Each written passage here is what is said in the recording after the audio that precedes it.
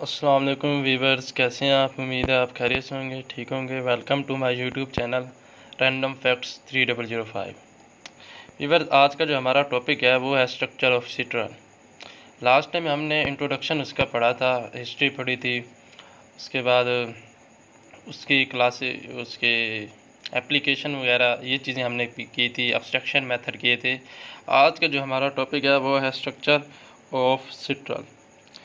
इसका जो नाम है, आईयूपैक नेम उसका है 3,7 डाईमिथाइल 2,6 ऑक्टा डाईइनल।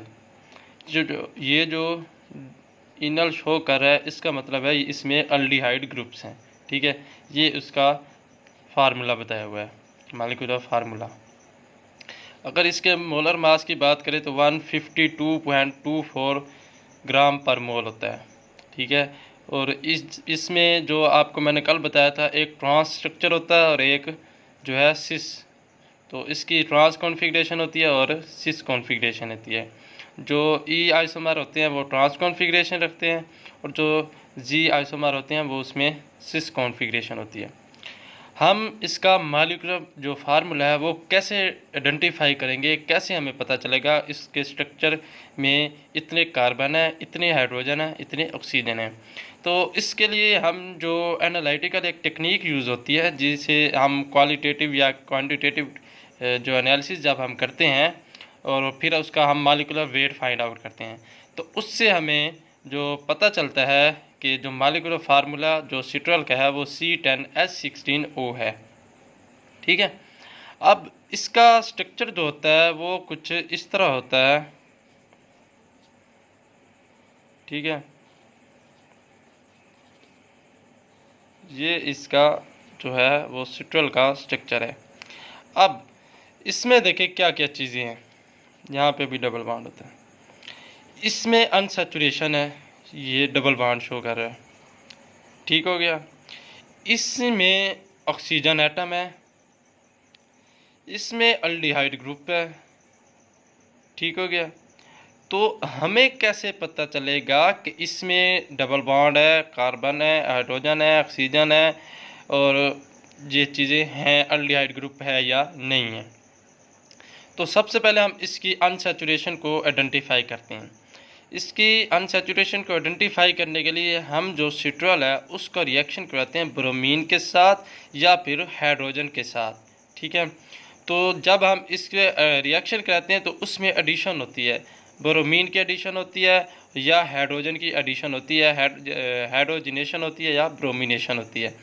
तो उससे हमें ये पता चलता है, क्योंकि एडिशन हो रही है तो इसका मतलब ये है कि इसमें इसके पास इस पॉसिबिलिटी है कि वो जो एडिशन करे।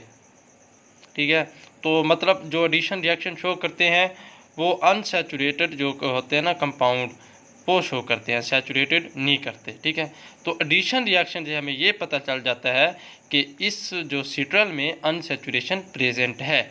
ठीक है, ये दो रिएक्शन ये शो करते हैं कि इनमें अनसैचुरेशन है पूरी। उसके बाद हमें कैसे पता चलेगा कि इसमें जो ऑक्सीजन है उसकी नेचर कैसी है, वो कौन से ग्रुप से, वो कौन से फंक्शनल ग्रुप से बिलोंग कर रही है। ठीक है, अब सिट्रल का जब हम रिएक्शन करवाते हैं ऑक्साइम के साथ, तो हमारे पास जो हाइड्रोजन अमाइन के साथ रिएक्शन करेंगे तो ऑक्साइम हमारे पास बनेगा। तो ये हमारे पास रिएक्शन होता है तो हमारे पास ये ऑक्साइम बन जाता है। और सिट्रल का जब हम बाइसल्फाइड डेरिवेटिव के साथ सोडियम बाइसल्फेट के साथ रिएक्शन करवाते हैं तो उसमें हमारे पास जो होता है बाइसल्फेट बनता है, बाइसल्फाइड बनता है।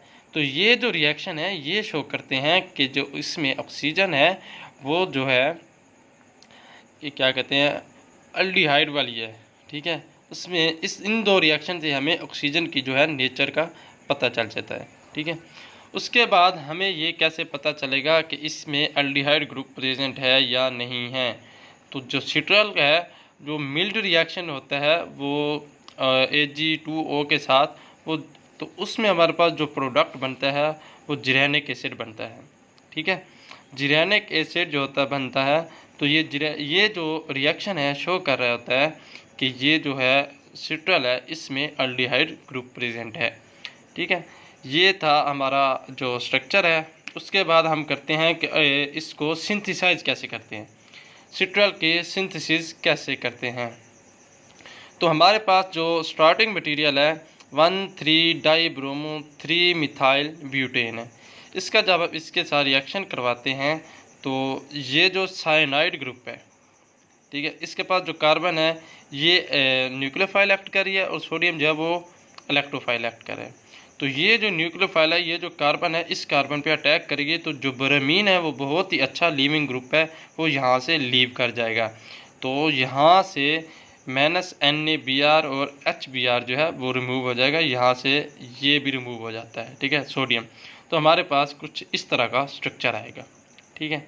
अब उसमें क्या होता है, इसमें हमारे पास ये जो ग्रुप है ये रिमूव हमने करना है, इसकी हाइड्रोलिसिस करवा के, ठीक है। जब हम इसकी हाइड्रोलिसिस करवाएंगे तो CH3COOH रिमूव हो जाएगा। तो हमारे पास कुछ इस तरह का जो है वो स्ट्रक्चर आ जाएगा। ये जो ऑक्सीजन है इस साइड पे आप शो करवा रहे हैं, ये स्ट्रक्चर की अरेंजमेंट करके हो रहा है, तो आपने कंफ्यूज नहीं होना। अब उसके बाद क्या होता है, उसके बाद हमारे पास जिंक की आयोडाइड, ये इसका हम रिएक्शन करवाते हैं। तो ये जो इसके पर कार्बन है, ठीक है, ये एज आ न्यूक्लियोफाइल एक्ट करेगी, इस कार्बन पे अटैक करेगी, ठीक है। तो इसके साथ ये जो पूरा का ग्रुप है ना वो अटैच हो जाएगा और ये यहाँ से हाइड्रोजन के साथ रिमूव हो जाएगा। तो इस तरह ये देखें। दूसरा बात ये है कि यहाँ पे जो डबल बॉन्ड है यहाँ पे शिफ्ट हो रहा है, मतलब यह एक हाइड्रोजन इस ऑक्सीजन पे शिफ्ट हो रही है। जैसे आगे ये स्ट्रक्चर में दिखाया गया है, तो यहाँ पे OH बन जाता है और यहाँ पे ये वाला ग्रुप आके अटैच हो जाता है, ठीक है। तो व्यूअर्स ये हमारे पास इस तरह का एक स्ट्रक्चर बन जाता है। अब क्या होता है, अब इसमें जो ऑक्सीजन है इसके पास लोन पेयर होता है, वो इस वाली जो हाइड्रोजन है इस पे अटैक करेगा और जो जहाँ पे बॉन्ड है वो यहाँ पे शिफ्ट हो जाएगा, मतलब यहाँ पे डबल बॉन्ड बन जाएगा, ठीक है। यहाँ पे इस तरह जो है वो ये जो ऑक्सीजन है इस कार्बन के साथ आके अटैच हो जाएगी और ये वाला बॉन्ड यहाँ पे हो जाएगा और ये वाला जो ग्रुप है वैसे के बाद। तो ये इस तरह का कुछ स्ट्रक्चर बन जाएगा। तो अब क्या होता है, अब हम इसकी हाइड्रोलिसिस करवाते हैं। हाइड्रोलिसिस में क्या होता है, ये वाला ग्रुप जो है वो रिमूव हो जाता है, यहाँ पे वो इथाइल ग्रुप की जगह हाइड्रोजन आ जाता है, ठीक है। तो इस तरह ये जो हमारे पास जो होता है ये अल्डिहाइड ग्रुप बन। अब क्या होगा, अब हमारे पास ये जो ग्रुप बन जाता है, ठीक है, इसकी हम लाइम के साथ हम इसका रिएक्शन करवाते हैं। मतलब कि लास्ट जो हमने इसके आइडेंटिफिकेशन में स्ट्रक्चर में भी हमने पढ़ा था, जिरहमिक एसिड जो बनता है तो वो शो करता है कि इसमें अल्डिहाइड प्रेजेंट है, क्योंकि अल्डिहाइड ही ये रिएक्शन शो करते हैं।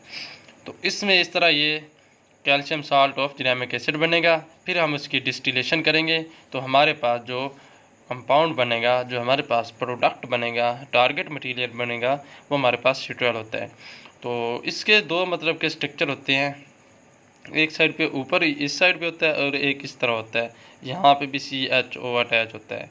जैसे जो इंट्रोडक्शन में सिस और ट्रांस का करवाया था, तो आप जो मर्जी स्ट्रक्चर बना सकते हैं, इसमें कन्फ्यूजन नहीं है, क्योंकि इनका स्ट्रक्चर डिफरेंट होता है लेकिन इनका जो फार्मूला होता है वो बिल्कुल सेम होता है। तो व्यूअर ये हमारी थी सिंथेसिस और स्ट्रक्चर ऑफ सिट्रल। इंशाल्लाह नेक्स्ट वीडियो में हम इसकी बायोसिंथेसिस डिस्कस करेंगे। व्यूअर्स अगर आपको मेरी वीडियो अच्छी लगी है, आप मेरे चैनल को लाइक करें, कमेंट करें, चैनल को सब्सक्राइब करें और बेल आइकन को प्रेस कर दें, ताकि इस तरह की केमिस्ट्री की वीडियो आप तक पहुंचती रहें। अपनी दुआओं में याद रखना।